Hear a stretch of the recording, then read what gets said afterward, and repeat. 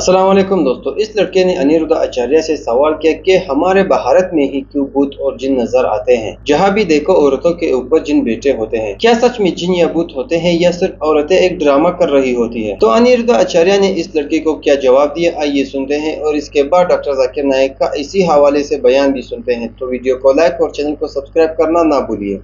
मेरा आपसे ये सवाल है, भूत प्रेत बाधा हमारे देश में ही क्यों देखने को मिलती है? औरतों जैसे यहाँ पे बाल वाल हिलाना ऐसा कुछ चलता है ना? हमारे यहाँ माता ऐसे ऐसे करती है ना। हाँ, बाहर क्यों नहीं चलता है? ये हमारे देश में ही क्यों चलता है? हमारे देश में देखो, भूत तो सब जगह हैं, भूत तो सब जगह होते हैं। अभी आपने कुछ दिन पहले सुना होगा कि कोई विदेशी क्रिकेटर, उसका कोई बेटा या कोई भाई जो भी था, उसके बारे में मैंने सुना कि उसका कोई अपना बेटा या भाई जो भी खत्म हो गया, कोई विदेशी क्रिकेटर था, तो उसने स्वप्न में आकर उसको बोला कि भारत में हरिद्वार नाम की जगह है, वहां जाकर के मेरा पिंडदान करो। तो उसने भारत के क्रिकेटरों को संपर्क किया, धोनी इत्यादि को उसने फोन मिलाया, पूछा कि भाई भारत में कोई हरिद्वार जगह है? हाँ, उसने धोनी ने बताया कि हरिद्वार नाम की कोई जगह है। तो उस विदेशी क्रिकेटर ने आकर हरिद्वार में विधिवत उसका जो बेटा था, वो बहुत पुरानी बात है, मुझे पूरा स्मरण नहीं है पर हल्का सा स्मरण है, तो वो विदेशी क्रिकेटर हरिद्वार आया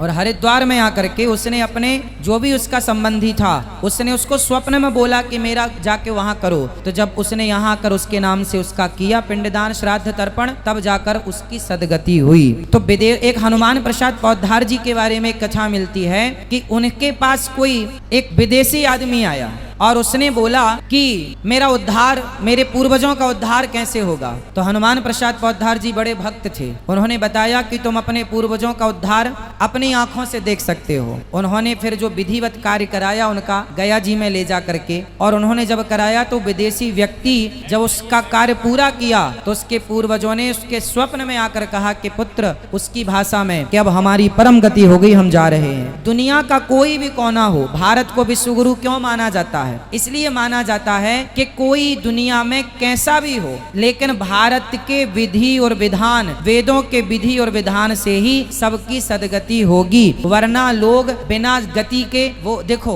सदगति का मतलब ये है कि किसी को प्रेत योनि मिली, भूत प्रेत योनि में चला गया और आपने उसको बीच में ही उसकी सदगति का कार्य किया तो उसकी सदगति हो गई। नहीं किया तो वो भोगता जब उसका कार्यकाल पूरा होगा तो वो अपने पूरे कार्यकाल होने के बाद उसका मोक्ष हो ही जाएगा। तो जल्दी के लिए हमारे यहाँ, उनके लिए हमारे यहाँ क्या करते हैं? जल दान करते हैं, श्राद्ध पक्षारह तर्पण करते हैं, उनके नाम से कौआ को, कुत्ते को, जीव जंतुओं को। कितना साइंटिफिक है हमारे यहाँ कि बाप तुम्हारा मरा, दादाजी मरे तो दादा के नाम से कौए को खिलाते हैं। तो बताओ, कौए को खिलाना बुरी बात है? पक्षियों को खिलाने से कोई आपका अनाज कम होता है क्या? नहीं हो। इसी बहाने अब दादा मरा और खिला कौए को रहे हो, तो विधान कितना बढ़िया है हमारा कि चलो उनके नाम से हम कौए को खिलाएं, मतलब जीव जंतुओं की सेवा ही तो कर रहे हैं, कौन सा बुरा काम कर रहे हैं? तो भूत प्रेत सब जगह है, जो मरेगा गलत काम करके उसे प्रेत योनि में जाना पड़ेगा, चाहे भारत में मरे या लंदन में मरे या जापान में मरे।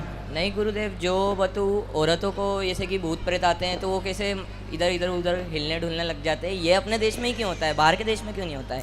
अब ये तो मैंने कभी नहीं देखा। ये तो उन्हीं औरतों से पूछा जाए कि आप क्यों ऐसा खेल कूद करती हो। आपको क्या लगता है, ये सच है या झूठ है? पता नहीं, हम क्या कह दें, फिर भी आप थोड़ा बहुत। एक बार क्या हुआ, कुछ माताएं तो यूं ही झूमती रहती हैं। उसमें एक बार क्या हुआ, कलश यात्रा थी, भागवत जी के लिए हम गए थे, तो कलश यात्रा थी तो हम रथ पर बैठे थे, तो रथ के पास ही वो सिर में मटका लिए यूं हाँ ऐसे झूम बराबर कर रही थी। तो बहुत लोग नारियल तोड़ के उनके ऊपर ऐसे पानी का छिड़काव कर रहे थे, पर वो भूत उतरे ही ना। तो फिर हमने किसी से कहा कि कह दो कि पायल कहाँ है तुम्हारी? तो किसी ने जाकर बोला तुम्हारे एक पाँव की पायल कहाँ गई? तुरंत उसने दूसरा पाँव देखा। तो कुछ लोग असली होते होंगे, भगवान जाने, होता होगा कुछ शक्ति प्रवेश करती होगी, राम जाने, पर कुछ लोग तो यूं ही मस्त आनंद में रहते हैं, उनको भी मौका मिलता है, कभी शराबी नहीं झूमता ऐसे, उसको भी लगता मैं भी देखूं क्या मजा है इसमें, तो झूम के देख ले। सवाल डॉक्टर जाकिर नाइक का ये बहुत ही प्यारा, बहुत ही खूबसूरत बयान है, आप इसे जरूर सुनिए। अगर मैं सही सुना हूँ कि हर मुसलमान के लिए आखिरी रसूल मोहम्मद सल्लल्लाहु अलैहि वसल्लम में जिन के लिए कौन आखिरी रसूल है, ये आपका सवाल है ना? जिन के लिए? Yes sir. जिन भाई साहब, आखिरी रसूल मोहम्मद सल्लल्लाहु अलैहि वसल्लम सिर्फ मुसलमानों के लिए नहीं, सारे इंसानों के लिए, चाहे आप हिंदुस्तान में पैदा हो, पाकिस्तान में, सऊदी अरेबिया, यूएसए, कनाडा, चाहे हिंदू खानदान में पैदा हो, क्रिश्चियन खानदान में पैदा हो, सारे इंसानों के लिए आखिरी पैगंबर मोहम्मद सल्लल्लाहु अलैहि वसल्लम है। कुरान मजीद की आयत है सूरह अंबिया में, सूरा नंबर 21 आयत नंबर 107 में, वमा अरसलनाका इल्ला रहमत लिल आलमीन, कि हमने तुम्हें भेजा है रहमत बना के सारे आलमीन के लिए, सारे इंसानों के लिए और जिन के लिए भी। मोहम्मद सल्लल्लाहु अलैहि वसल्लम सिर्फ इंसानों के लिए नहीं, जिन के लिए भी आखिरी पैगंबर मोहम्मद सल्लल्लाहु अलैहि वसल्लम है। और आखिरी वही जो नाजिल हुई वो है कुरान शरीफ। इसीलिए कुरान के अंदर एक चैप्टर, एक सूरा है जिसका नाम है सूरा जिन। भाई साहब ने बहुत अच्छा सवाल पूछा है और बहुत अहम सवाल पूछा है। वो कहते हैं कि वो इंसानियत धर्म में मानते हैं, सारी मजहब किताब को पढ़ते हैं, लेकिन यहाँ देख रहे हैं कि जाकिर बाकी लोग का हवाला देखे, लेकिन इस्लाम कहते हैं कि इस्लाम फाइनल है, इस्लाम मेन है। ये आपने जैसा कहा, इस्लाम मेन है। भाई साहब, ये मैं नहीं कह रहा हूँ, ये वेद में लिखा है।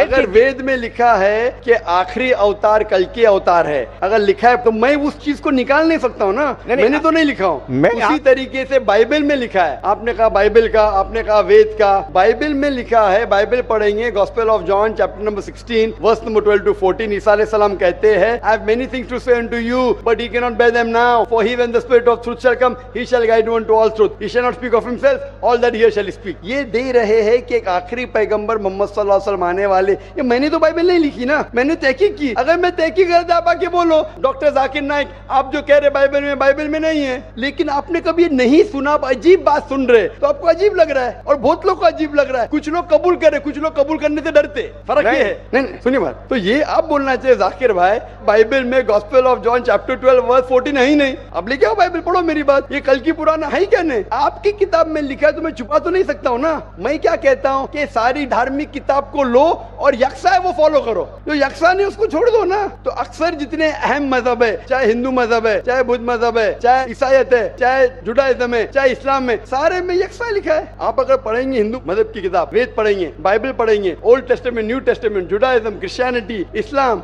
ये चारों मेन मजहब को आप लेंगे, सब में लिखा है खुदा एक है, उसका कोई अक्स नहीं है, आखिरी पैगंबर मोहम्मद सल्लल्लाहु अलैहि वसल्लम है। तो मैं थोड़ी छुपा सकता हूँ, मुसलमान भी चौंक जाते। इस्लाम और हिंदुइज्म में यकसानियत हो ही नहीं सकती। कितने मुसलमान मेरे खिलाफ है, हिंदुइज्म और इस्लाम में यकसानियत हो ही नहीं सकती। लेकिन जब खुदा फरमाते ताला इला कलिमतिन सवाइम बैना बैनकुम, आओ हम उस बात की तरफ जो यकसा है। मैं भाई साहब जितनी लंबी तकरीर में दे सकता हूँ हिंदू और इस्लाम मजहब में यकसानियत, उससे लंबी तकरीर दे सकता हूँ डिफरेंसेस के ऊपर, इख्तिलाफ पे। लेकिन मेरा काम इख्तिलाफ ने, मेरा काम यकसानियत का है, क्योंकि मैं तालिब इल्म हूँ। मैं अगर तकरीर करने लगूं कि हिंदू मजहब और इस्लाम में डिफरेंस क्या है, तो और लंबी तकरीर कर सकता हूं मैं। लेकिन मेरा काम है लोगों को जोड़ना, लोगों को तोड़ना नहीं। लेकिन जोड़ते वक्त जब मालूम पड़ रहा है सही, अगर बाकी के धार्मिक गुरु अपने लोग से नहीं कह रहे, क्या उनके किताब में लिखा है कि खुदा एक है, खुदा के अलावा किसी की और पूजा नहीं करना चाहिए, आखिरी पैगंबर मोहम्मद सल्लल्लाहु अलैहि वसल्लम, उनकी गलती है, मेरी गलती क्या है? और मैं तो खुले मंच पे बोल रहा हूँ ना, और मैं कहता हूँ कि आओ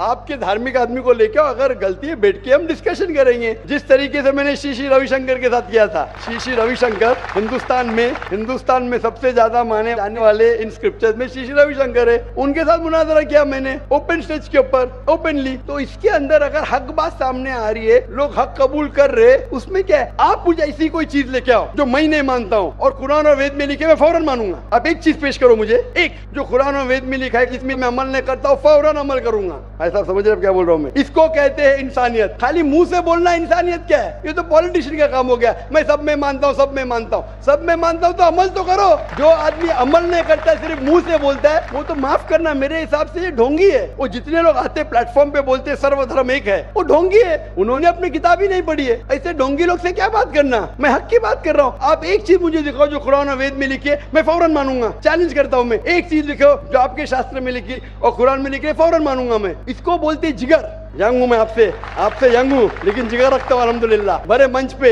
सिर्फ यहाँ ने दिगर ममालिक में जाके बोलता हूँ, इसलिए लोग मुझसे डरते हैं। ये आ जाएगा तो पोल खुल जाएगा भाई, हमारी दुकान बंद हो जाएंगी। लोग बोलते हैं हमारी दुकान बंद हो जाएंगी। मैं जब जानता हूँ मैं हक के ऊपर, और जैसा आपने सुबह में कहा था कि लोग विरोध करेंगे अच्छे लोग का, वही बात। मैं हक की बात क्यों, किससे डरना? खुले मंच पे कह रहा हूँ, मुझे आजादी है देश में। अगर किसी को आने का, मुकाबला करने का, तो डायलॉग भी करने को मैं तैयार हूँ। ऐसा आदमी जिसके पास इल्म है, चाहे हिंदू मजहब का हो, चाहे क्रिश्चियनिटी मजहब का हो, कोई भी शख्स जो 10,000 पब्लिक, कोई भी हिंदू, कोई भी क्रिश्चियन दुनिया में जो अपने खुद की तकरीब पे 10,000 लोग को गैदर कर सकता है। यहाँ माशाल्लाह कितने लोग हैं? यहाँ तकरीबन 5-10 लाख लोग हैं, बराबर। सिर्फ 10,000 अपनी तकरीब पे अगर वो जमा कर सकता है और मुझसे मुनाजरा करना चाहता है, मैं तैयार हूँ। कोई आलतू फालतू रस्ते वाले से नहीं, 10,000 लोग को अपनी तकरीब पे जमा कर सकता है वो, और मुझसे मुनाजरा करना चाहता है, मैं तैयार हूँ, क्योंकि मैं हक की बात करता हूँ। खाली बोलना सर्वधर्म क्या है? मैं सच्ची में लोग को एक करने चाहता हूँ, जो कुरान में लिखा है, जो वेद में लिखा है, जो बाइबल में लिखा है। तो दोस्तों, ये थी हमारी आज की वीडियो। इस लड़के ने जो सवाल किया है, ऐसे सवालात अक्सर देखने को मिलते हैं कि फलाना औरत पर जिन आ गए हैं, फलाने औरत पर जिन बैठ गए हैं। दरअसल अक्सर औरतें ऐसे भी होती है जो ढोंग रचा रही होती है, ड्रामा कर रही होती है। उम्मीद करते हैं कि आज की वीडियो आपको अच्छी लगी होगी। अपने राय का इजहार कमेंट सेक्शन में जरूर कीजिए। वीडियो को लाइक और चैनल को सब्सक्राइब करें। वीडियो देखने का बहुत शुक्रिया। मिलते हैं नेक्स्ट वीडियो में, तब तक के लिए अल्लाह हाफिज।